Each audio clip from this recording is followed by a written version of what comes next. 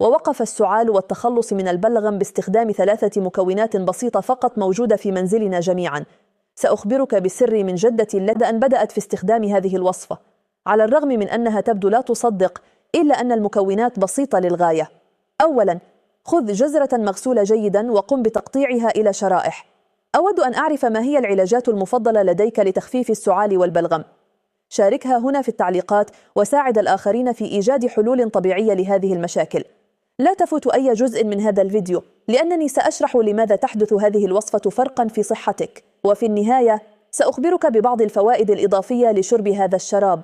بعد تقطيع الجزر احتفظ بالشرائح. بعد ذلك خذ شمندرا مغسولا جيدا وقم بتقطيعه إلى شرائح. الآن قد تتساءل لماذا تعمل هذه الوصفة؟ دعني أشرح.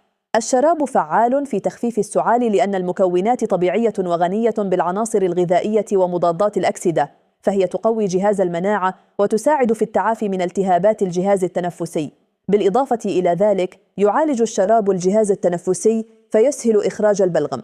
يعمل السكر الذي سنضيفه كمواد حافظة طبيعية تحافظ على خصائص المكونات. الآن بعد أن قمنا بتقطيع جميع المكونات، نأخذ برطمانا بغطاء ونصنع طبقة من البنجر في الأسفل، ثم نضيف طبقة من الجزر ونضع السكر في الأعلى. كرر العملية حتى يمتلئ البرطمان. تشمل الفوائد الإضافية لهذا الشراب العمل المضاد للأكسدة، وتعزيز صحة القلب والأوعية الدموية، وتحسين الهضم والصحة العقلية، وتقوية العظام، وتحسين صحة الجلد. أطلب منك أن تعطيني تقييما من 0 إلى 10 في نهاية الفيديو، لأن تقييمك مهم جدا بالنسبة لي لمعرفة رأيك فيه. بعد تجميع الطبقات ضع البرطمان في الثلاجة واتركه لمدة 24 ساعة. سيتحول السكر إلى شراب. بعد هذا الوقت افتح المقلاة وصفي الخليط. استخدم الشراب فقط. ما تبقى يمكنك تناوله أو التخلص منه، لكنني أوصي بتناوله. يمكنك تناول ملعقة من الشراب 3 أو 4 مرات في اليوم حسب الحاجة لتخفيف السعال والبلغم. بالنسبة للأطفال قد تختلف الجرعة حسب العمر، ولكن 2 في اليوم عادة ما تكون كافية.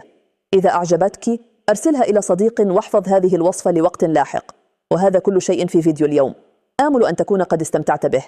عناق، ونراكم في الفيديو التالي. مع السلامة.